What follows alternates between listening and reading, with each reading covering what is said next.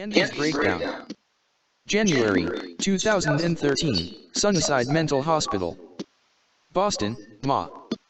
Two doctors in the hallway outside room 101 at Sunnyside, discussing their latest case, still getting over the shock of what has been called the MIT massacre. First-year MIT engineering student Andy Bell snapped 3 weeks ago and slaughtered 19 of his fellow students with an old-fashioned Colt .45 revolver and an experimental high-energy laser he stole from the science lab. Dr. Smith, an older gent with a slightly mid-Atlantic accent, says this is without a doubt the most bizarre case I have ever seen. A quiet 19-year-old, diligent, and hard-working suddenly snaps, comes rampaging out of his dorm room dressed only in a child's cowboy hat and Buzz Lightyear underoos and starts slaughtering people left and right. He was ranting about evil Emperor Zurg and cattle rustlers. The other doctor, an even older almost fossilized specimen named 1. Boyce responded, I understand that there was one survivor, a young lady from Texas. Right, responded Smith. She was dressed as a cowgirl with her hair dyed red as part of a sorority initiation. Andy called her Jessie and told her to save the critters while he took care of the cattle rustlers. Boyce nodded. I've seen people shot to death up close before, but seeing the ones that got fried with the laser was disgusting. Looked like some sort of cannibal's barbecue, and the god-awful smell. The rooms still smell like overcooked pork. Do we know anything about what set him off?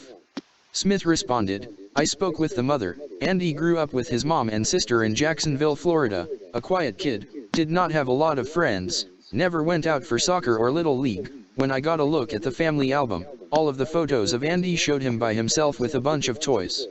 What about the dad? Asked Boyce.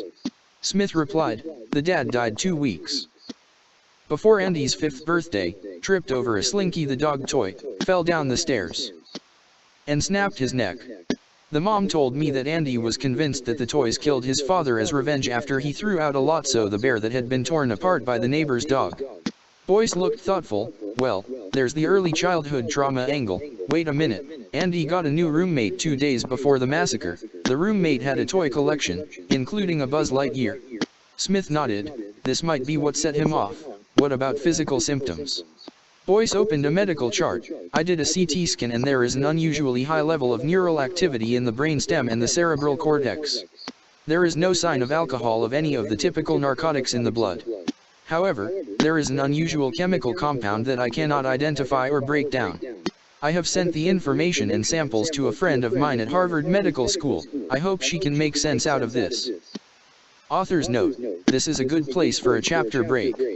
Also to throw out a challenge, can you guess where I am going with this? For anyone at all familiar with my prior works, I have given you plenty of clues. January 2013, Room 101 Sunnyside Mental Hospital, Boston, Ma. Andy is heavily sedated, still recovering from multiple gunshot wounds inflicted by the police. His room is heavily guarded, not out of fear that Andy might escape, but to keep the angry mobs out. When you kill 19 people, lots of folks want to get a rope and get it over with. Andy is dreaming. He thinks he is dreaming of things that really happened. The doctors think that he is just straight up nuts. You be the judge. 2. Andy remembers the first night that he slept in his new house, after he thought he lost Buzz and Woody. He finally drifts off to sleep, and then Woody starts to talk. Andy, you're my favorite deputy and I got a job for you to do. Andy says, what do you want? Woody says, your old neighbor Sid tried to kill Buzz Lightyear and me the other day. Old West sheriffs and space rangers, we don't take that kind of shit from anyone. Andy was shocked. You said a bad word. I'm telling my mommy. Then there was a noise at the end of Andy's bed. 3. Space Ranger Andy, announced Buzz, you are going to shut the fuck up and obey orders from the sheriff and from Star Command. People who do not obey orders can have accidents and fall down the stairs and never wake up. Woody jumped in. Thank you, Buzz. Now Andy, like I said, we ain't taking any shit from Sid anymore. You see that jar on the shelf? There is a snake in that jar and you are going to Sid's house with us and you are going to put that snake in Sid's boot. Buzz added, we have already secured a rocket ship, basically the crappy Pizza Planet delivery truck, for transport. An utterly terrified Andy fully complied with Woody and Buzz's demands. And who would not? The concept of talking toys is highly disturbing. There are some old records that may shed some light on this matter. Jacksonville Bugle, January 17, 1999. Local boy, Sid Farkas, found dead in home. 10-year-old Sid Farkas was found dead in his home this morning, the apparent victim of a snake bite. Sid put on his boot this morning not realizing that it was occupied by a snake. The snake bit him and he died. Neighbors have informed this paper that they suspect this may not be an accident. Sid and his family have a history of bizarre behavior. Indeed, there was more to follow. Police investigations revealed hundreds of severely mutilated toys in Sid's room and posters depicting violent acts very age inappropriate for the child. Sid's parents were found guilty of child neglect and involuntary manslaughter in the death of Sid. They both died in prison. Sid's little sister Hannah was placed into foster care. Unfortunately, she met up with some bad folks there. Upon her 18th birthday, she graduated from the foster care system to start a fulfilling career as a crack whore. January 2013, Harvard University Medical Lab, Boston. Ma. Dr. Kate Pulaski returned from a late lunch to the lab. She was eager to continue her research into the information from Dr. Boyce concerning the MIT massacre. However, when she got to the lab, she noticed that the lab door was ajar. When she entered, she saw this gentleman. 4. He appeared quite comfortable, sitting at her desk. She was outraged and shouted, "Who the hell are you? I am going to call the authorities." He smiled gently at her, pulled out his ID, showed it to her and said, "Let me save you the trouble. I am the authorities' Special Agent Philip Broyles, FBI. I am here to take over all information and materials concerning the MIT massacre." Dr. Pulaski was outraged. "I will not. I have friends in high places. On whose authority do you think you can do this?" Broyles grinned. "Dr. Pulaski, please take a look at this document. Do you see the name here?" Pulaski became very pale. "Yes." "Is there any higher authority?" asked Broyles. "No," replied Pulaski. "Are we going to have any further problem here?" asked Broyles. "No," whispered Pulaski. This might seem like a civilized conversation. One could assume the document was a conventional directive from higher authority. However, it was, in fact, a signed predated presidential pardon for acts up to and including homicide. All in all, a rather effective way of cutting through all of the bureaucratic bullshit. Later that same day in another lab at Harvard University. Boston, Ma. 5. We find Agent Olivia Dunham, Agent Astrid Farnsworth, Professor Walter Bishop, Consultant Peter Bishop and Massive Dynamic CEO Nina Sharp sitting around a lab table awaiting the arrival of Special Agent Philip Broyles. Agent Broyles arrives and asks, "All right, Nina, we are all here. Can you please tell me what this is all about? And why did you need all the info about the MIT massacre? It is tragic, but not really a fringe event."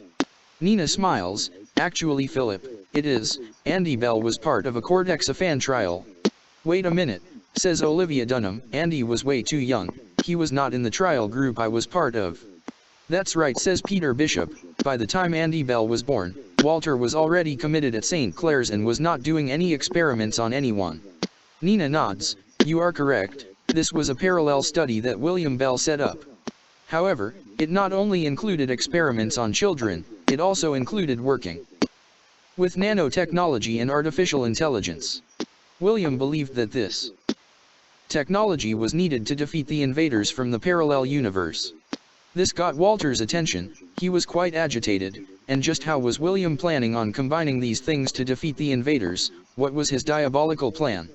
Nina gave a slight eye roll, as would someone who has spent a lifetime dealing with the irrational ravings of an old friend. William's plan was to create toys with built-in nanotechnology. This would allow the subject children to grow used to working with them for when they needed to go into action. Walter was furious. "That is appalling. Creating talking toys, with minds of their own. That is criminal. It is very disturbing. Okay, a man who used children to conduct trials of untested drugs, cooks up his own LSD and created a wormhole into another universe finds talking toys disturbing." Peter Bishop got a slightly wistful look on his face and said, "Nina, there is no way at all Walter would have anything to do with this. When I was 8 or 9 years old there was a birthday party at my house. One of the kids brought me a talking robot. When we turned it on and it started to talk." 6. Walter freaked out and smashed it with a hammer. Needless to say, that was the last birthday at the Bishop house. Olivia squeezed Peter's hand and smiled at him. Agent Broyles decided that this was enough of the stroll down memory lane. Okay Nina, what does all of this have to do with what we are dealing with now? How does this connect with the MIT massacre? Nina replies Andy Bell's father was a distant cousin of William's, who owed a lot of money to some folks who take off fingers as a late payment penalty. William used this as leverage to get him to allow Andy to be used. At first, the tests seemed to be going very well. However, eventually the toys began to develop ideas of their own. They refused to take direction and became very aggressive. In what way? Asked Peter. Nina relied. When we tried to shut down the program, some of the toys resisted, even attacked the lab workers. There was one called Chucky that actually killed 5 lab assistants before it was destroyed. Picture a full-blown sociopath 2 feet tall, able to hide anywhere that can feel no pain and is intent on killing you. Think.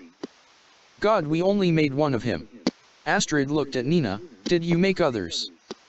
Nina nodded. Yes we did. 2 of the most used models were Buzz Lightyear and Sheriff Woody. Nina then pulled one of each out of her bag. We had these at the lab. They are intact except for having the power drained. I brought them here for your analysis. However, please be very careful before you power them up in any way. Agent Broyles smiled. Sheriff Woody, Woody's Roundup. Every Saturday morning I got up early, got myself a bowl of Cowboy Crunchy cereal and watched Woody save the day. Woody made me want to go into law enforcement. Did not like the prospector much, he was sort of a jerk. Broyles looks around, realizes that everyone is staring at him with bemused grins, the look that says, too much information. Meanwhile, back in room 101 at Sunnyside Mental Hospital, Boston, Ma. Andy Bell was still heavily guarded and sedated. His dreaming mind wandered back to his childhood, about a week after he got back from cowboy camp and had to fix Woody's arm. He was asleep in his own bed when he felt a jab in his arm. He immediately felt really wide awake. Buzz Lightyear was looking down at him. Space Ranger Andy, sorry I had to bring you out of hypersleep early, but we have an emergency. Al from Al's Toy Barn kidnapped Sheriff Woody while you were away and was going to take him away to Japan. I was able to lead a rescue party to free him, and now we need to make sure justice is done. Woody. 7. Popped up. That's right Buzz. Deputy Andy, you know that Space Rangers and Sheriffs don't put up with being fucked with by varmints like Al. Andy knew better than to argue with the toys by this point. Buzz continued, Space Ranger Andy, you are going to take this computer disk, go to Al's Toy Barn and load this into his computer. But I do not know how, whined Andy. But I do, says Buzz, I will be watching you every step of the way. A terrified Andy knows better than to argue. Jacksonville Bugle, June 23, 2001. Major child porn bust at local toy store. Scumbag caught by his own stupidity. Al Newman, owner of Al's Toy Barn, has been arrested as a kingpin of child porn in the Tri-County area. Al was once loved in the community, a retired postal worker from New York City who dressed up as a lovable chicken character to entertain local children of all ages. Al had set up his computer system at work to send automated advertising messages to customers informing them of the latest new toys. However, his latest messages contained some appalling attachments. Al was arrested early this morning. He was screaming that he was innocent, that someone hacked into his computer, etc., etc. We all have heard that before. Jacksonville Bugle, June 25, 2001. Child porn scumbag Al Newman dead in jail. Al Newman, of Al's Toy Barn, was found dead in jail this morning. The apparent victim of a shower mishap. According to several reliable witnesses, fellow prisoners who have young children, Al slipped on a bar of soap and injured his back. He got up and slipped again, injuring his arm, and again, fatally fracturing his skull. One of the other prisoners is quoted as saying, "Jail soap is very dangerous. I have seen a lot of child molesters have this kind of trouble." As there were several credible witnesses, there will be no autopsy or coroner's inquest in this case. 8. 9.